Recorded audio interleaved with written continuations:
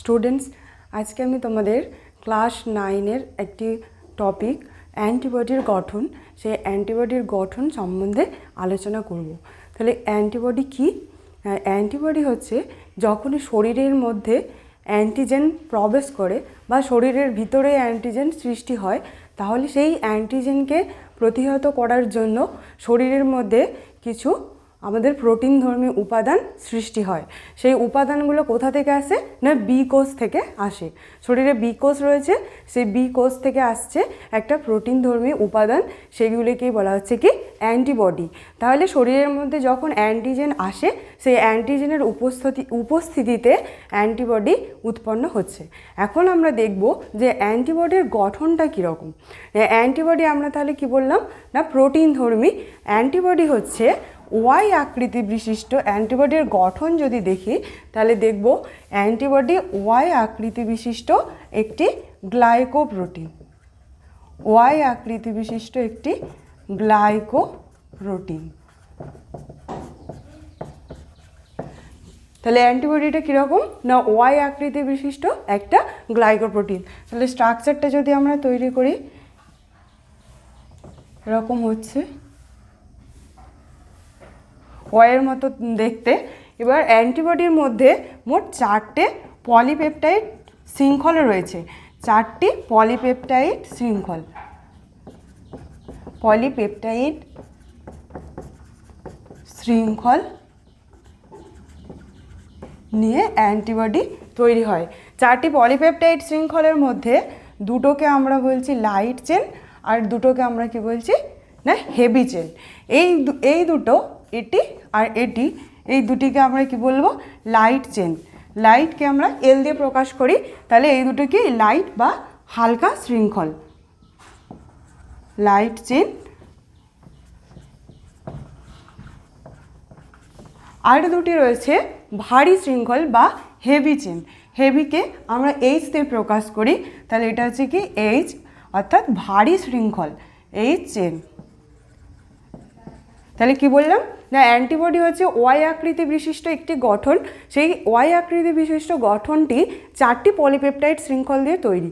4টি পলিপেপটাইড শৃঙ্খলের মধ্যে দুটো হচ্ছে ভারী শৃঙ্খল আর দুটি হচ্ছে হালকা শৃঙ্খল। এবার দেখব এই যে স্ট্রাকচারগুলো বা এই শৃঙ্খলগুলো, এরা পরস্পরের সাথে একটি বন্ড দ্বারা যুক্ত থাকে, যে বন্ডটাকে বলা হচ্ছে কি না ডাইসালফাইড বন্ড।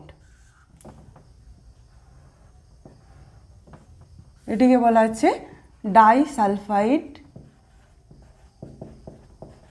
বন্ড। তাহলে আমি কি লিখব?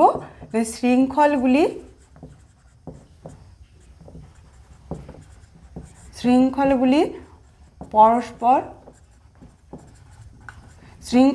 পরস্পর ডাইসালফাইড বন্ধন দ্বারা যুক্ত থাকে। এবার একটি অংশ দেখব, যখন অ্যান্টিজেন আসে সেই অ্যান্টিজেনের সাথে অ্যান্টিবডি বাইন্ড করার জন্য অ্যান্টিবডির মধ্যে একটি নির্দিষ্ট অংশ রয়েছে। তাহলে কি বললাম? না, অ্যান্টিজেনের সাথে অ্যান্টিবডি বাইন্ড করার জন্য একটা নির্দিষ্ট অংশ থাকে, তার একটা গঠনও থাকে। সেই অংশটাকে আমরা কি বলবো? প্যারাটোপ। তাহলে প্যারাটোপ কোথায় পাচ্ছি আমরা? প্যারাটোপ হচ্ছে অ্যান্টিবডির মধ্যে পাচ্ছি। আর অ্যান্টিজেনের যে অংশের সাথে এই প্যারাটোপ অংশটা যুক্ত হবে সেটাকে আমরা কি বলবো? এপিটোপ। তাহলে এখানে দেখো এই অংশটা, এটা হচ্ছে একটা অ্যান্টিবডি। অ্যান্টিবডির এই অংশে একটা গঠন রয়েছে।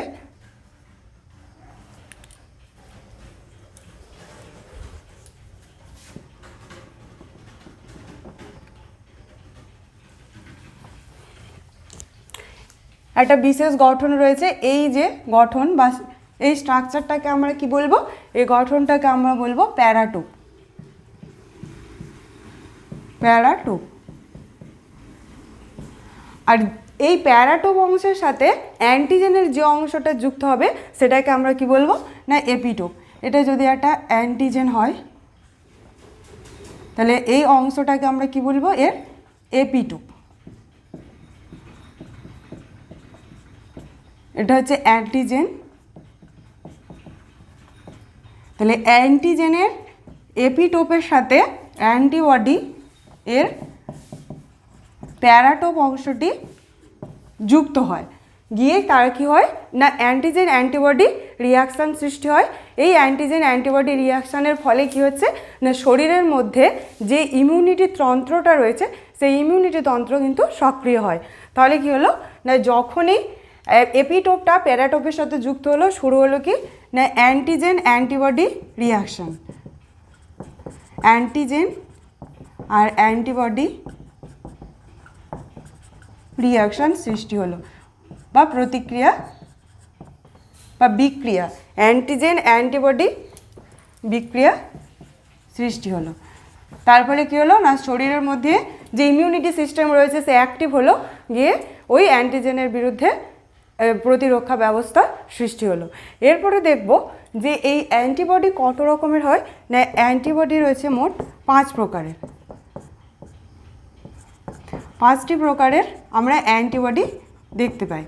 কি কি না প্রথমত আমরা যদি দেখি তাহলে দেখব আইজিজি, আইজিএ, আইজিএম, আইজিডি আর আইজিই।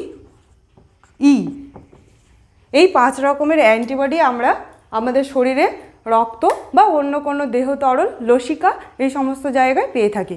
এবার এর মধ্যে আইজিজি এর একটা বিশেষ গুরুত্বপূর্ণ ভূমিকা রয়েছে। এই আইজিজিটা কি হয় না আমরা মাতৃদেহে মা যখন প্রেগনেন্ট থাকে সেই প্রেগনেন্ট মায়ের অমরার মাধ্যমে কি হয় মাতৃদেহ থেকে এই আইজিজি এই অ্যান্টিবডিটা অমরার মাধ্যমে কোথায় যাচ্ছে না ভ্রূণের শরীরে প্রবেশ করছে।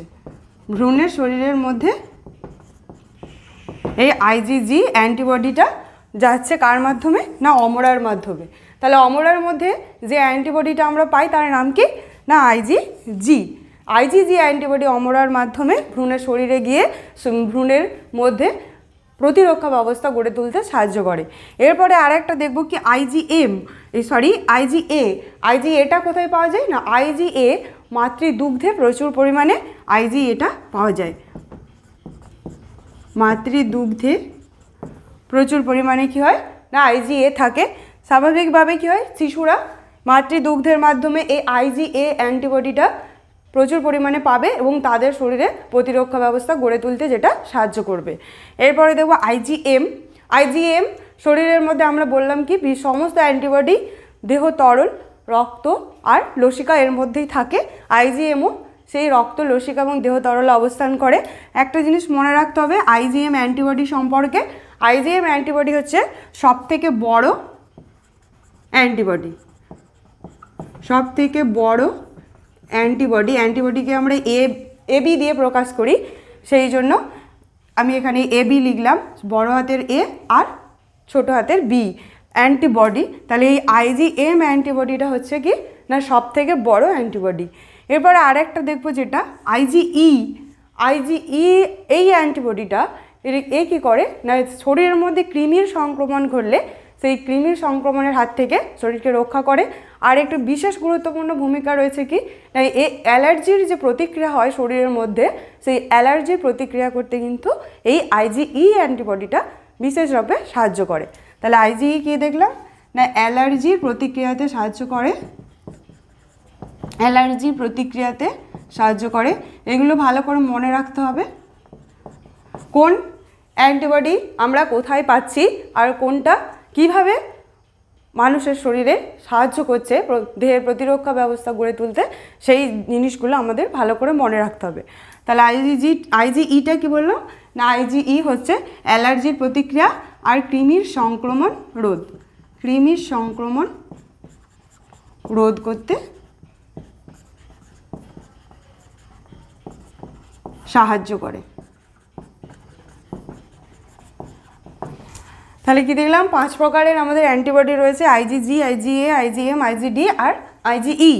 আইজিজি যেটা অমরার মাধ্যমে ভ্রূণের শরীরে যায়, আইজিএ যেটা মাতৃদুগ্ধ বা কলোস্ট্রামের মধ্যে থাকে, আর আইজিএম আইজিডি এরা দুজনে দেহ তরল, রক্ত, লসিকা এই সমস্ত জায়গায় আমরা বেশি পরিমাণে পাই। আর আইজিই এর সম্পর্কে একটা সবথেকে বড় ইনফরমেশান কি না, এই অ্যালার্জি প্রতিক্রিয়াতে সাহায্য করছে। আর আইজিএম সেটা হচ্ছে সবথেকে বড় অ্যান্টিবডি। তাহলে এই হচ্ছে আমাদের অ্যান্টিবডির গঠন। তাহলে অ্যান্টিবডি কী কাজ করছে না, অ্যান্টিবডি শরীরের মধ্যে অ্যান্টিজেন প্রবেশ করলে বা শরীরের মধ্যে অ্যান্টিজেনের সৃষ্টি হলে অ্যান্টিজেন অ্যান্টিবডি রিয়াকশানের মাধ্যমে সেই অ্যান্টিজেনটাকে নষ্ট করতে সাহায্য করে। এটি হলো কি অ্যান্টিবডির কাজ, আর এটি হলো অ্যান্টিবডির গঠন।